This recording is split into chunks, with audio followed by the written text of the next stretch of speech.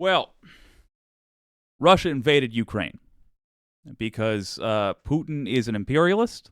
He's been pretty darn frank about that, or at least transparent in the way that dictators are. Easy to read, I suppose. If you're not familiar, Putin installed a puppet government in Ukraine a couple years back. That was tossed out by the election that led to Volodymyr Zelensky being put in charge. He was made president. Putin also installed a puppet government in Belarus. If you want to know what Ukraine would look like without Zelensky, look at Belarus. The leader of Belarus literally has to hide from his own people. This matter is it's particularly sensitive to me because it shares so many parallels with the way the United States invaded Iraq. We made up something. We made up an excuse. And then we invaded. And even after our excuse was shown to be a lie, it was a straight up lie, we tried to occupy it. It's haunted me since it happened. It's haunted a hell of a lot of Americans, too. We don't have the benefit of ignorance these days, just like Joe Biden doesn't have the benefit of ignorance after seeing the treatment of Barack Obama, after seeing how Republicans negotiate. We can't pretend that what's happening is at all a matter of debate. I even saw Sam Cedar. I'm not going to play the clip, but I saw Sam Cedar being wishy-washy on how much we should support Ukraine. The answer is with everything we got. That's the only acceptable answer. Every single thing we've got. 100% support.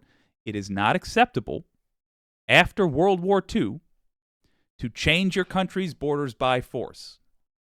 This is fundamental to how the world needs to work from here on out in human history. We need to kill within ourselves that instinct to clobber somebody else and take their land. It's got to end.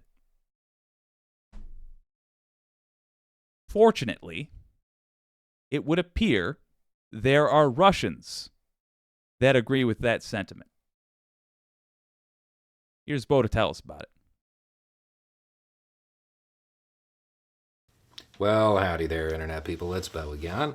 So today we are going to talk about what happened in Russia. And we're going to go over the importance of it, whether or not it's going to be sustained, whether or not this is the same as what Zelensky was talking about, whether or not this is Russia's next mistake. And we're just going to kind of run through everything because there are a lot of downstream effects from this that may not be apparent at first. So if you have absolutely no idea what I'm talking about right now, a group of non-state actors moved into Russian territory and conducted some raids. Now, last bit of information I got was that there are still some there conducting raids. Now, these people are somewhat aligned in theory with Ukraine, but they're not the Ukrainian armed forces. They are non-state actors. They're Russians, or at least have Russian passports. That is huge. Just like the person who is the leader of Belarus right now, is not really a fairly elected leader. As in, genuinely, Putin meddled with those elections. More so than he meddled with U.S. elections. I mean, they literally did the old school dictatorship faux election nonsense. He's an installed puppet of Putin in Belarus. Is it Lukashenko? I can't say the guy's name. But Lukashenko, I think. Regardless, Putin equally, he's not he's not a legitimate leader. Now, I will say, I believe he legitimately got the votes the last time around. But bear in mind, he poisoned his competition, Navalny. Poisoned him. He threw the guy in prison for being in a different political party. You know the kind of stuff that Republicans whine about? Putin actually does. You know, the stuff that Republicans accuse Democrats of doing is in reality what Putin does.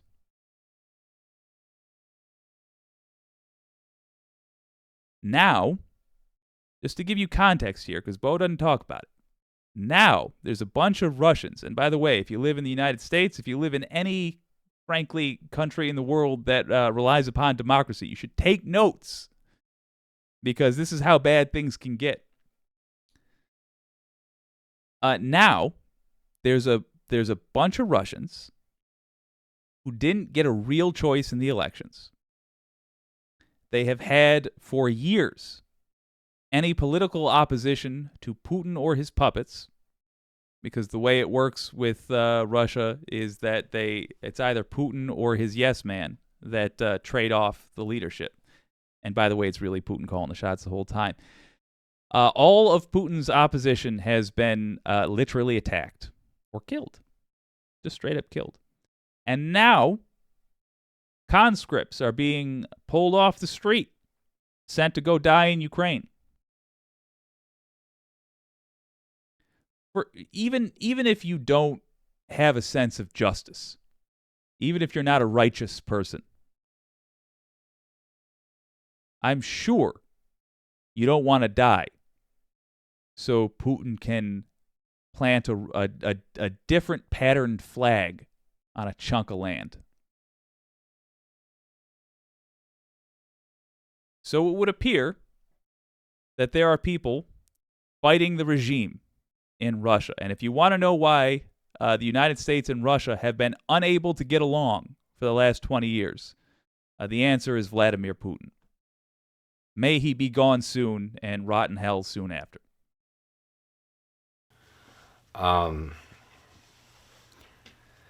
Now, I know that some people are going to want to draw a distinction and say that they're not really separate from the Ukrainian armed forces. Yeah, can't do that now.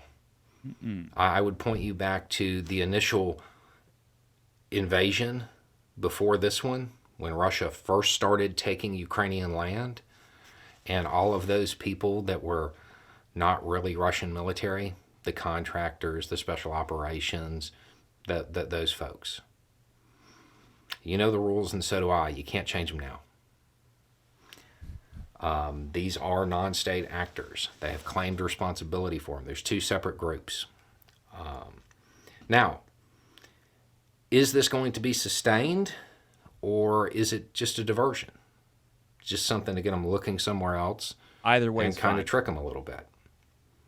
We don't know.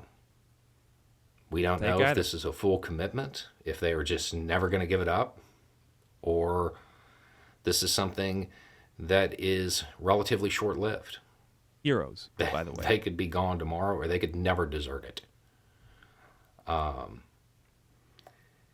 But once something like this starts, there's always the risk of it organically widening. There is a lot of discontent in Russia. A whole lot. And now you have the context for why. A frankly unfairly elected politician is getting people killed. Over a war he just arbitrarily decided to start up. You want to know the actual reasoning? I'll tell you right here and now. It's not that hard to understand. Russia's capital is on the far western side of the country. So, it damn near touches Ukraine. So if Ukraine had joined NATO, then Russia's capital would be militarily exposed to NATO.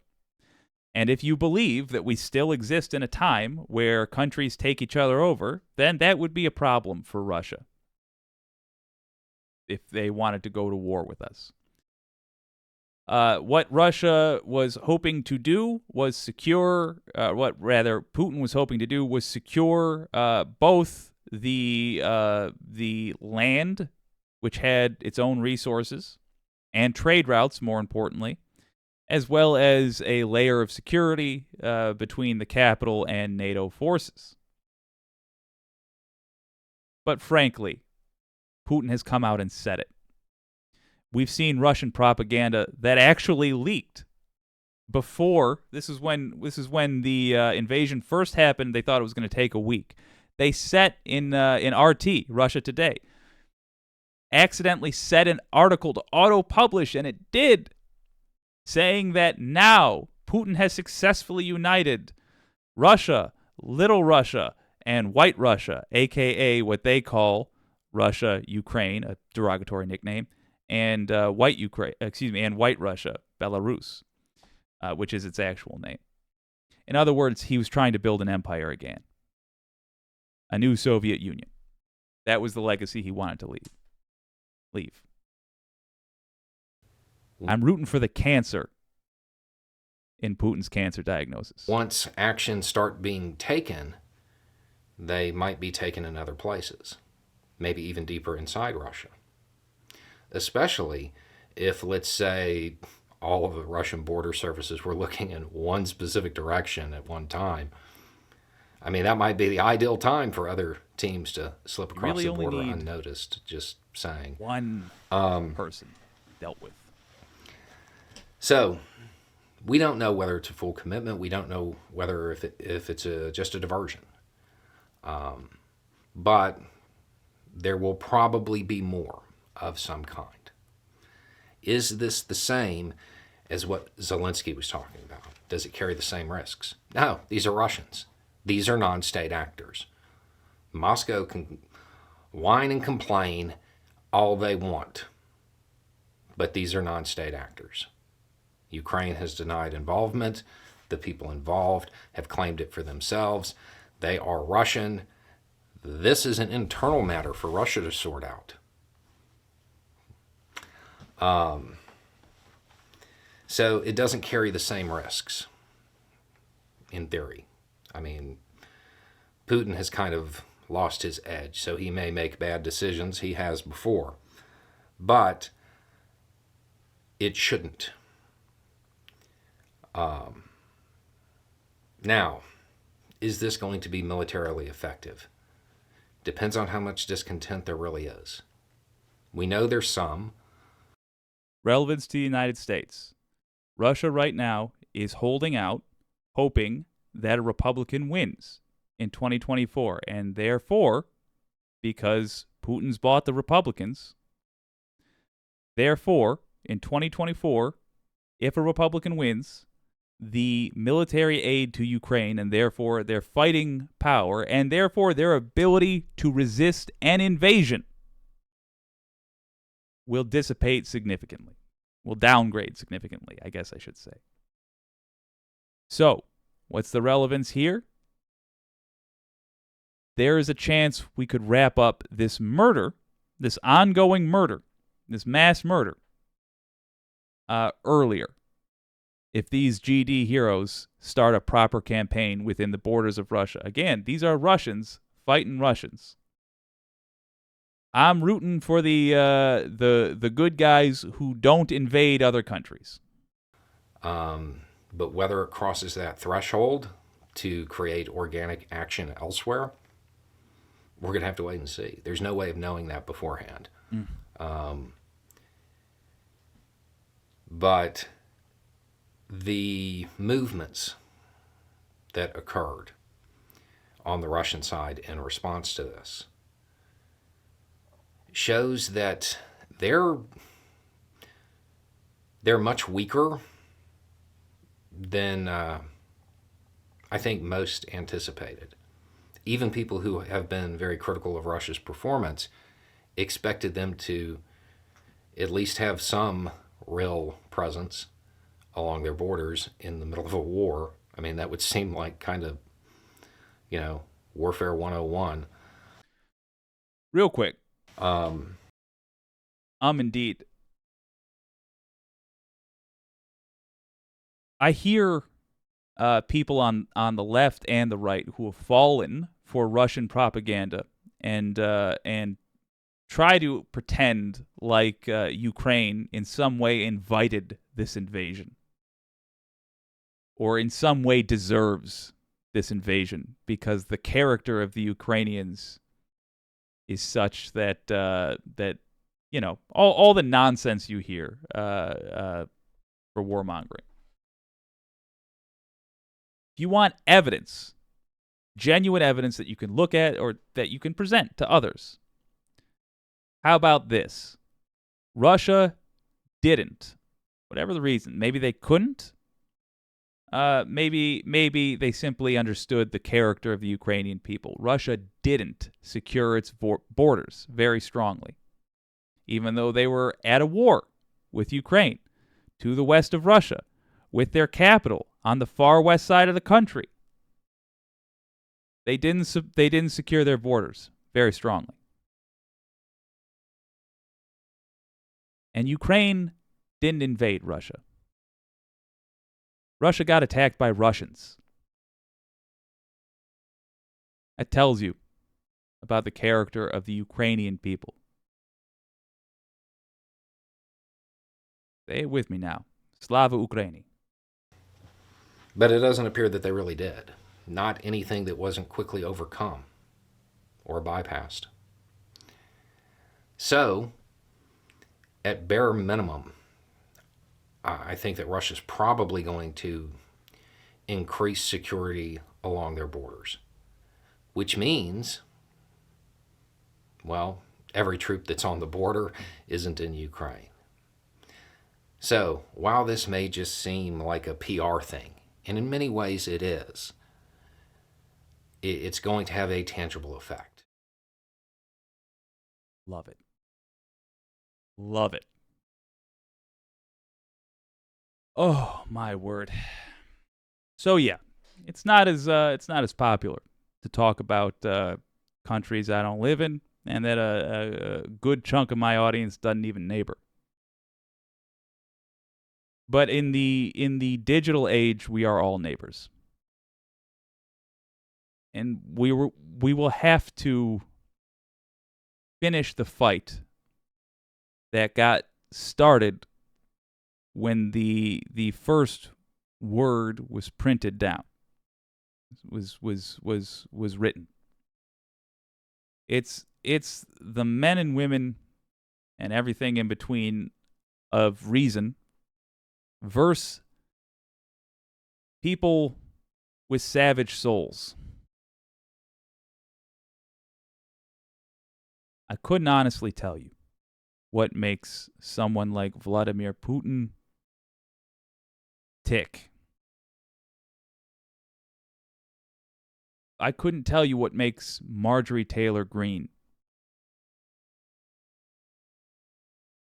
live with herself when she gains political power by the suffering of others. Same with Donald Trump. Same with Osama bin Laden. Same with Stalin. I don't know what makes these people act the way they do. But I sure as hell know that decent people throughout time have reached across borders, have reached across cultures, and have allied with each other. ally with the Ukrainians in this. They've been invaded on a flimsy pretext, which, by the way, has changed a number of times and is hardly even paid lip service to anymore. The war is simply something that is, and the why of it is ignored. If you would like to help Ukraine, the number one thing you can do is make sure, if you live in the United States, make sure that Republicans lose thoroughly in 2024. Around the world, there's all kinds of Ukrainian aid organizations. In the VOD, I will link in the description. I recommend helping these people out. A lot of people have been bombed out of their homes. It's still mighty cold over there at night. They need blankets. They need food. They're being attacked. And in the meantime, it looks like when you compare a hammer and sickle against a sunflower, the sunflower's tougher because the hammer and sickle are cracking first. Slava Ukraini.